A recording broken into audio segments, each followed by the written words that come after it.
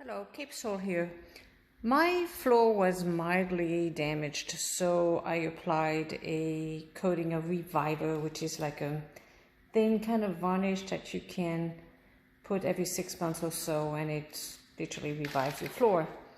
But we had some serious gouges around the breakfast bar, and I'll be damned if I'm going to refinish the whole floor. That would be thousands of dollars. So instead, you see here it looks pretty good, but instead I did this.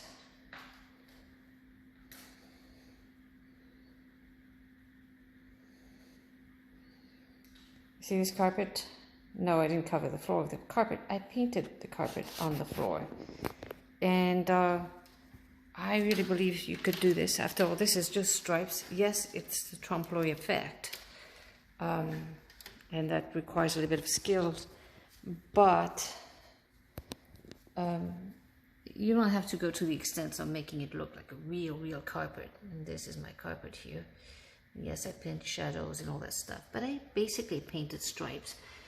And I really think you could do that in your home if you have some vile scratches on your floor. And I don't want you to be discouraged, because I nearly got discouraged. First, you need to go to a paint store and get the advice that you need as to the best paint you can get, probably some kind of porch paint.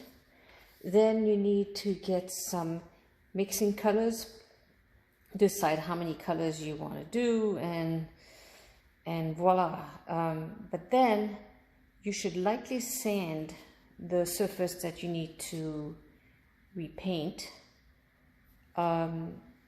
So tape it first, like tape the rectangle that it affects, that the scratches are on, lightly sand it, then apply coats of paint. And what I did after that is I let it dry. So the reason I nearly quit is because I could see the paint was lifting, even though I did all that. And then I realized that when they tell you, oh, you let it dry 24 hours, 48 hours, whatever they tell you, it's so that you can walk on it. But that is not the true curing time. And so I applied the first coat and I literally let it dry 4 weeks. And the reason I did that is because it was lifting, and I had done it on a little scratch piece, on a little sample piece of wood. And you could tell it was scratching off and lifting, and I gave up. I said, I'm going to have to refinish the floor. And I had other things to take care of, so I found that little piece of wood about 4 weeks later, and I scratched it again. No, 2 weeks later, I scratched it again, and I noticed that it was by far harder. It was coming up still a little bit, but it was harder. And so I let it sit another 2 weeks, and it was hard as rock. And I realized that true curing time is not the same as what they put on the can. So go ahead and paint your floor the base coat. Now would you put your stripes, base coats, just basic stripes, and you let that dry. You do not have to do this. So what did I do here? I used a stencil and then I painted. You see the little curly cues in it? That's my own doing. I can't leave things alone. I have to do my own things. So stencil wasn't good enough for me. And then on the edge, I put black shadow and I put a relief to show that it's edge. So you don't have to do that, but you can just do the basic carpet if you're a little bit intimidated. And so you see what I did is I put basic colors. So for instance, the first one was a green, then a sage, then I don't even remember actually, a green, a yellow, and a beige, and a red, and another green.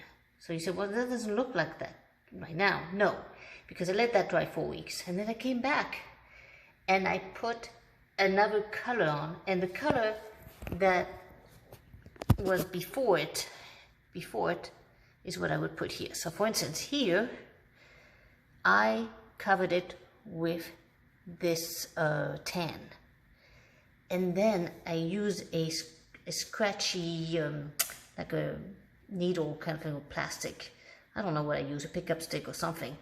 And I literally scratched off the paint as it's drying. And you have to be careful, sometimes it lifts off and you need to repaint it, and you have to redo it again. Don't get discouraged.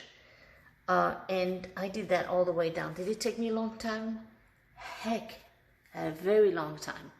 But I think the result is worth it. And then I let that dry 4 weeks. Forgot all about it, didn't work on it. And then I applied 2 coats of polyurethane. And that again is a decision. Polyurethane yellows with age, but since my carpet is yellow tone to begin with, I didn't care. But you can also use polyacrylic, but what I would do is I would go and ask at your store, your paint store, what's the best product to put on the paint that they gave you, because you don't know, maybe the paint will have a reaction to the varnish you put on. And then I let that dry 2 weeks. And after I've done that, I applied that reviver over the entire floor, and then you can tell that there is no difference in shine between this floor and this floor, and you certainly can't tell that it was damaged, and it was damaged, really bad gouges. Actually, you see those stools behind on the kitchen itself, those metal stools, they are the guilty party. They are the one that caused those scratches. And then I put, of course, once it was completely dry and cured and hot as rock, I had those stools and I painted them. I hate to say the word to match, but they do sort of match, don't they? And the reason is because I use house paint, leftover house paints, to paint the stools. And of course I use some on the carpet as well. So voila. I hope you like it, but in any case, you guys, you should try it.